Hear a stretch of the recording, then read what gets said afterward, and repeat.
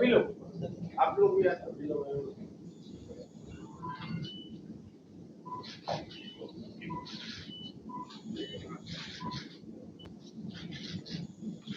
अभी मैंने जो राजनीतिक एक अपना निर्णय यहाँ पे आप लोगों के साथ साझा किया है, मेरे पार्टी का नाम जो होगा, जो एक मैंने राजनीतिक पार्टी, हमने जो एक राजनीतिक पार्टी गठन की, उसका नाम हिंद सेना है। अब ये पार्टी का नाम हिंद सेना क्यों है? मेरा जो सेवा काल रहा है, सेवा काल की शुरुआत भी जय हिंद से होती थी। और जब मैंने रिसिग्नेशन दिया और अंतिम मैंने रिसिग्नेशन एक्सेप्टेंस के बाद लोगों में जाने के लिए मैं निकला हूँ, तब भी मेरा जो अंतिम सेवा के लिए एक संदेश था वो जय हिंद का ही था। तो जय हिंद में मुझे हिंद जो वर्ड है, जो शब्द है, वो मेरे खून के हर कतरे में भिना हुआ है, उसमें मिला हुआ है। हिंद मीन्स भारत। ये जो हिंद है, ये मुझे पहले भी सर्वोपरि था, आज भी मुझे सर्वोपरि है, और आने वाले भविष्य में हिंद मुझे सर्वोपरि रहेगा। दूसरा जो वर्ड है सेना, जो सेना ये शब्द है, इस पार्टी के माध्यम से मैं उन जवानों की तलाशों में हूँ, जो सेना के जवान जो इस पार्टी के कार्यकर्ता बनेंगे, वो बिहार के हक के लिए लड़ेंगे, वो लड़ाकू होंगे। एक जवान की जो क्वालिटी होती है, जैसा पुलिस का जो जवान होता है वो क्राइम के खिलाफ लड़ता है, सेना का जो जवान होता है वो अपने बॉर्डर के लिए लड़ता है, देश की सुरक्षा के लिए लड़ता है। उसी तरह हिंद सेना का जो जवान है, जो कार्यकर्ता है, वो बिहार के हक के लिए लड़ेगा। तो जो रन फॉर सेल्फ मैंने शुरू किया था, और रन फॉर सेल्फ के दौरान मैं युवाओं से मिला। हालांकि रन फॉर सेल्फ में एक मेरा और एक मोटिव था, अवेयरनेस कितने मात्रा तक नीचे पहुंची हुई है, और दूसरी बात थी कि लोगों के मन में क्या है, विशेषकर युवाओं के मन में क्या है, युवा क्या सोच रहे हैं, वो मुझे जानना था। तो विगत एक माह के अंदर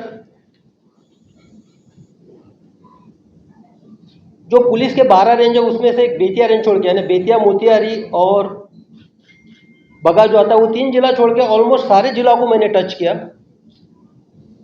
वहाँ के दूर दराज क्षेत्र में, गाँव में मैं गया, वहाँ के युवाओं से बात की, वहाँ के महिलाओं से बात की, वहाँ से जो बुजुर्ग है उनसे बात की। तो मुझे जब सबसे बात करने के बाद 2 बातें जो है वो प्रमुखता से सामने दिखाई दी। सबसे पहली बात, 75 साल के आज़ादी के बाद भी, 75 साल के आज़ादी के बाद भी बिहार के जो दूर दराज के क्षेत्र है, कई गांव है, उन तक जो बुनियादी सुविधाएं पहुंचनी चाहिए थी वो नहीं पहुंची है। रोजगार, पलायन, ये तो बड़े इशू है, लेकिन जो बुनियादी सुविधा है, एग्जाम्पल के तौर पे बताता हूं, आदमी के लिए जीने के लिए सबसे इंपॉर्टेंट क्या है गांव में? वो है पानी। तो जब मैं जमुई क्षेत्र में गया, सिकंदरा प्रखंड में, सिकंदरा प्रखंड में अभी गर्मी शुरू हुई, आप अभी देखिएगा आने वाले 3-4 महीने में वहां के लोग जो है गांव के, वो अपने पशुओं को, मवेशी को लेके खगड़िया और सहरसा के दियारा में जाते हैं, पूरा अपना वही निकालते हैं ताकि उनको वहां पे पानी मिल सके और जिंदा रह सके पशु। उसी तरह रोहतास जो पहाड़ी है, उसके आसपास के 30-40 गांव है, ताराडी पंचायत के, वहां के जो लोग हैं वो भी अपने पशुओं के लिए लेकर 4-5 महीने के लिए, जिसको डीला कहते हैं, सोन डीला के अंदर ले जाते हैं, वहां रहते हैं। आप यकीन कर सकते हैं, हम तो शादियां मनाते हैं, ये जो अभी आएगा शादियों का मुहूर्त आएगा, फेस्टिवल का भी सीजन है, लेकिन उनके लिए ये नहीं होता। इस मुहूर्त में वो सिर्फ अपने जो पानी की समस्या उससे जूझते हुए रहते हैं, और जो शादी वादी की जो उनकी चीज होती है बाद में होती है, ये पानी की बात है। उसी तरह हम बहुत सारे गांव में लोगों को पक्के छत नहीं पहुंचा पाए हैं, और बहुत सारे गांव में लोग इतने समर्थ भी नहीं है जो अपने चॉइस से कपड़े पहन सके, खरीद सके, और अपने दो वक्त की रोटी अपने बेटा बेटी इनको खिला सके। तो 75 साल के आज़ादी के बाद ये वहाँ की भयावह स्थिति है। और जो दूसरी बात थी जो मैं युवाओं में देखना चाहता था, उनसे मैंने वार्तालाप किया, संवाद किया। जब भी आप दूर दराज के क्षेत्र में, आपको मैं अपील करता हूँ, आप कहीं पे जाइए और सिर्फ उन लोगों तक कैमरा लेके जाइए और उनसे बात कीजिए, वो आपके सामने समस्याओं का अंबार लगा देंगे, एक फेरिस्त आपके सामने रख देंगे उनके समस्याओं की।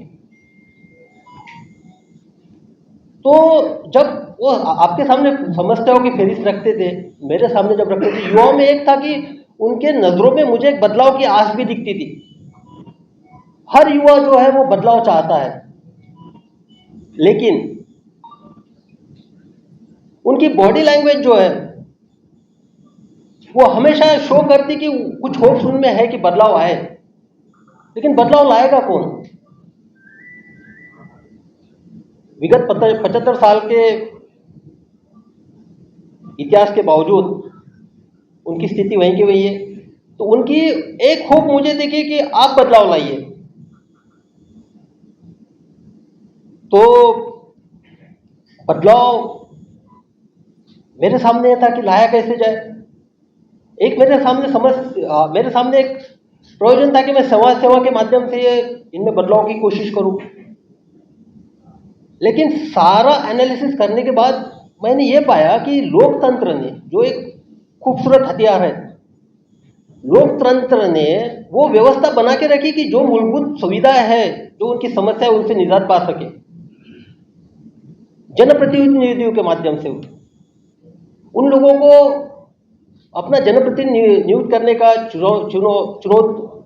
चुनाव के बदौलत उनको नियुक्त करने का उनको अधिकार दिया है।